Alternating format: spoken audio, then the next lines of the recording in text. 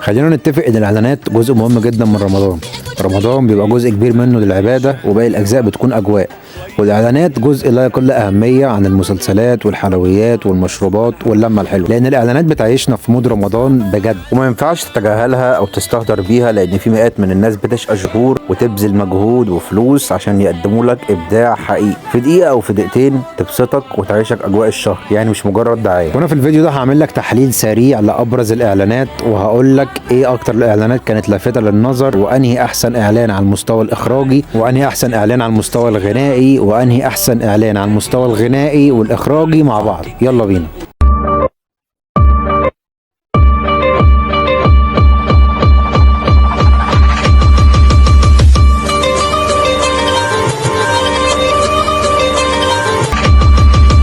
اعلان فودافون تكلفة 78 مليون جنيه، وده اعلان قوي جدا ولفت الانظار لان كل الفنانين اللي فيه نجوم تقال. واللي زاد لفت النظر هو ظهور النجمة عبلة كامل بعد غياب طويل، وكمان عشان مشهدها اللي كان معمول بعفوية كبيرة ومشاعر حب جامدة، وقعدت منا تحت رجلين عبلة كامل ونظرة عينيها كانت مؤثرة جدا. صراحة الاغنية مش قوية قوي، لكنها ترتبط ارتباط شرطي برمضان، لانها ببساطة فيها كلمة رمضان،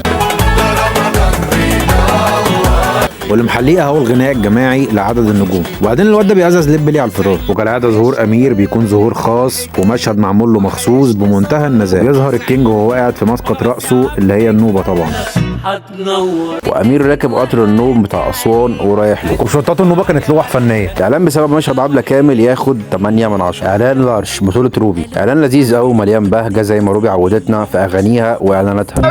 قلت له عايزه لارش يلا وما تتاخرش، ده هديله 6 من 10. لكن اعلان فريش هيكون المتعهد الرسمي لكل افراح 2026 و2027، وده هياخد 5 من 10. اعلان اورنج، الجزئيه دي تم تعديلها 3 مرات في السكريبت، خصوصا بعد ما اكتشفت ان الاعلان اللي بيتعرض على التلفزيون مش هو خالص اللي بيتعرض على اليوتيوب، وكنت هظلم الاعلان واقول انه اقل من مستوى اورنج، لان ما كنتش شفت اي حاجه غير ان عمرو دياب بيتجمع بعياله بس. لكن غيرت رايي بعد ما شفت شغل عالي في الاعلان كامل على يوتيوب، وبدل ما كنت هديله 5 هديله 7.5 من 10. اعلان هايد بارك، اخراج جميل جدا ومبهج ومليان طاقه ايجابيه. عندك شوت زي ده هيفتح نفس ناس كتير عواجيز على الدنيا، وشوت زي ده هيشجع ملايين يلعبوا رياضه، ده غير انه هيفتح نفسك اكتر على حب اسرتك. اكتر حد يفرحني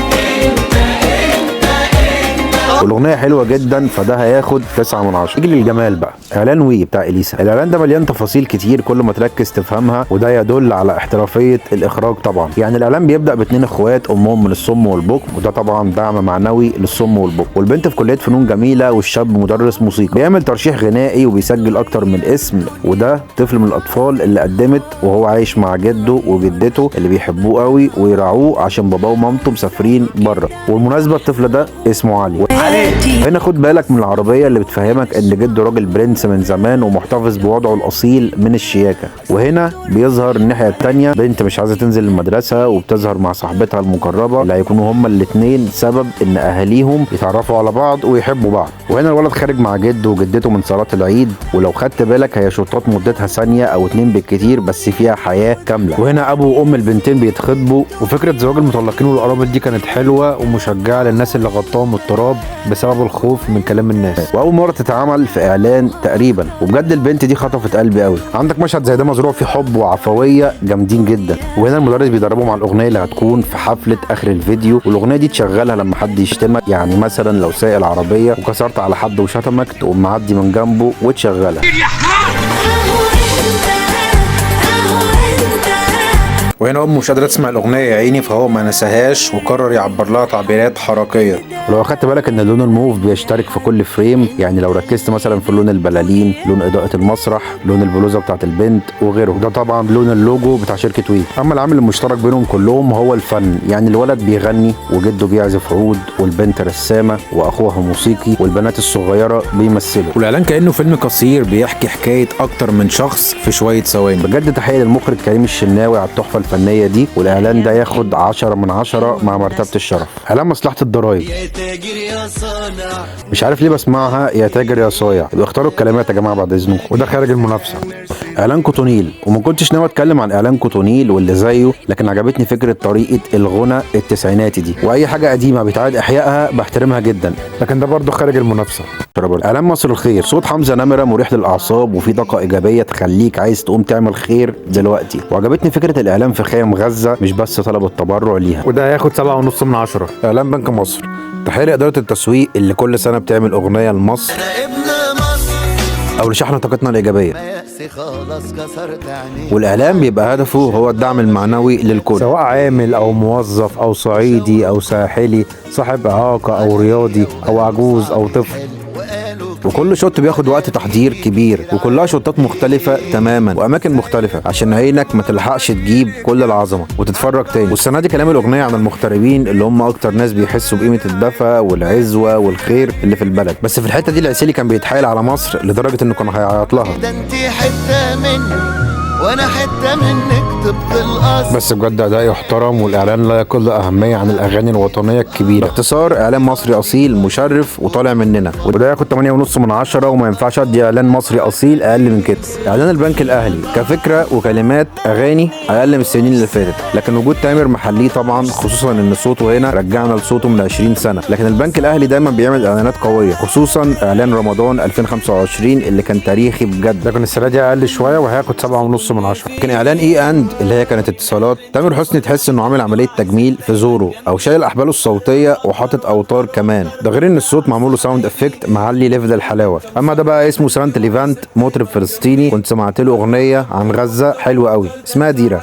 تركنا المدينة الغربة الحزينة. وظهور نجمة رمضان زمان نيلي كان مفاجأة كبيرة ما تقلش عن مفاجأة ظهور النجمة عبلة كامل، لكن الفرق ان ده كان بمثابة تكريم لنجمة الفوازير نيلي، تكريم اعمق من تكريمات المهرجانات الكبيرة، والتكريم جاي في الوقت بتاعها اللي هو رمضان طبعا. وظهور تامر مع عياله كان احلى بكتير من ظهور عمرو مع عياله، خصوصا شقاوة امايلة اللي ورثاها من ابوها. اما ملاك الصغنن ده ادم اللي تامر مسمي مطعمه على اسمه، ودي بقى الحاجة فاطمة الصباغ والدة تامر حسني واقرب حد لقلبه، وهو اتعمد يجيبها وهي بتدعي له في المشهد لان ده سبب من اسباب نجاحه، وهي سوريه الاصل. ولو تاخد بالك ان العربيه دي نفس العربيه اللي ظهرت في اعلان فودافون، والاعلان حقق مليار مشاهده في اول 5 ايام من رمضان، وده رقم قياسي. فالاعلان ده هياخد 9.5 من 10. اعلان بيتا ديفلوبمنت، فكره حلوه وتنوع شخصيات معمول صح، لكن عجبني قوي فكره تمثيل شخصيه كورليوني من فيلم جود فازر، ومكر الاعلان قدر ينقل لك نسخه طبق الاصل من الشخصيه الحقيقيه، ويخليك تعرف مين ده من اول ثانيه. وده اكرم كان مظبوط في المشهد ده تحديدا، ودي ملحوظه حلوه، لكن ده برضه خارج المنافسه. اعلان مستشفى مجدي يعقوب،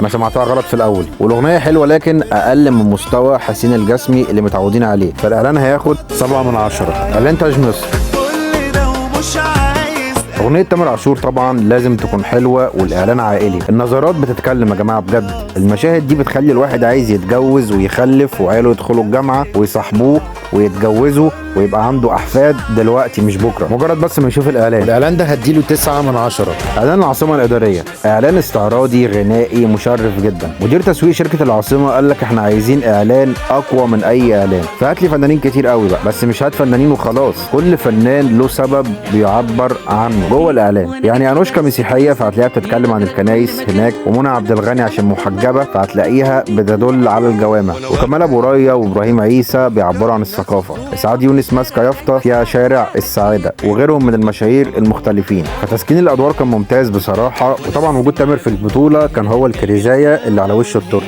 والاعلان فعلا واخد مجهود وفلوس وفريق كبير جدا اشرف على التحضيرات والاستعراضات عشان يليق بمستوى اكبر مدينه في مصر الحديثه، وما ينفعش ياخد تقدير اقل من 8.5 من 10. عن وزاره الصحه، اسيب لكم الكارت بتاعي على البطاطس المحمره.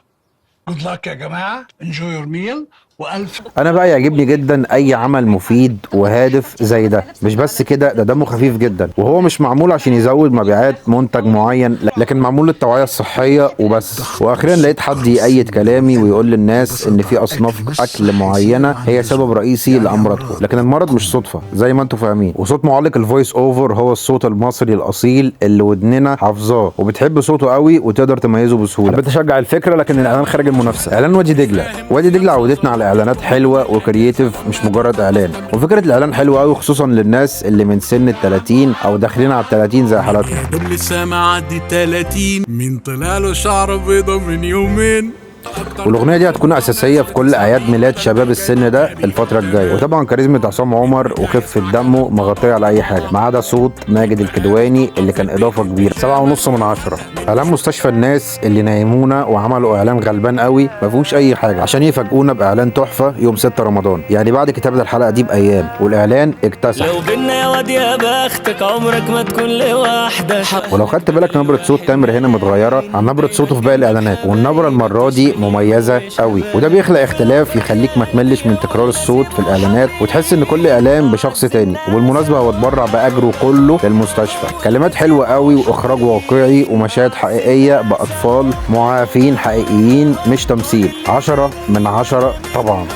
مفاجاه الحلقه بقى اعلان اي بنك، اعلان رمضاني زي ما قال الكتاب. جايز يكون ما خدش حقه حاليا في العرض، لكن هيرتبط برمضان قدام وكلنا هندور عليه. الاعلان مخصص لرمضان تحديدا عن الفرق بين رمضان في الغربه ورمضان في حضن بلدك، والصوره فيها ذكرياتنا المصريه وبصوت ما يختلفش عليه اتنين، صوت منير. لو خدت بالك هتلاقي ان الاعلان فيه تقدير للصناعه المصريه وفخر بالعلم المصري في الغربه واسامي الاماكن مصريه كمان. حتى الاكلات اللي في الغربه مصريه بسيطه بكل فخر، وهتلاقي في كل فريم ورا جزء من تراثنا الفني وذكرياتنا، ده غير الدفى اللي موجود في الديكورات والحنين في كلمات الاغنيه. الاعلان طبعا هياخد 10 من 10. كده تحديد الاعلانات خلص، لكن استنى، ما خدتش بالك ان اقوى اتنين بيعملوا اعلانات رمضان ما عملوش رمضان ده، اللي هم بيبسي وكوكاكولا. ولو بحثت مش هتلاقي غير 20 ثانيه لكوكاكولا، وكمان مش بتتعرض غير نادرا قوي ومش على كل القنوات. لكن اعلان مشروب ماكسي كولا كان حلو قوي، وهم تعمدوا يجيبوا محمد سلام عشان يبقى مشجع المقاطعه بيعمل اعلان مشروب بديل المقاطعه. ركزوا يا جماعه في التفاصيل شويه. لو هقول لك بقى احسن اعلان من حيث الاغنيه او احسن اعلان من حيث اخراج وفكره، هتبقى المنافسه محيره جدا، ولازم في اعلان هيتظلم لان الحلو مش قليل. رقم واحد من حيث الاخراج هو اعلان اي بنك. رقم واحد من حيث الاغنيه مستشفى الناس. رقم واحد من حيث الاغنيه والاخراج اعلان وي.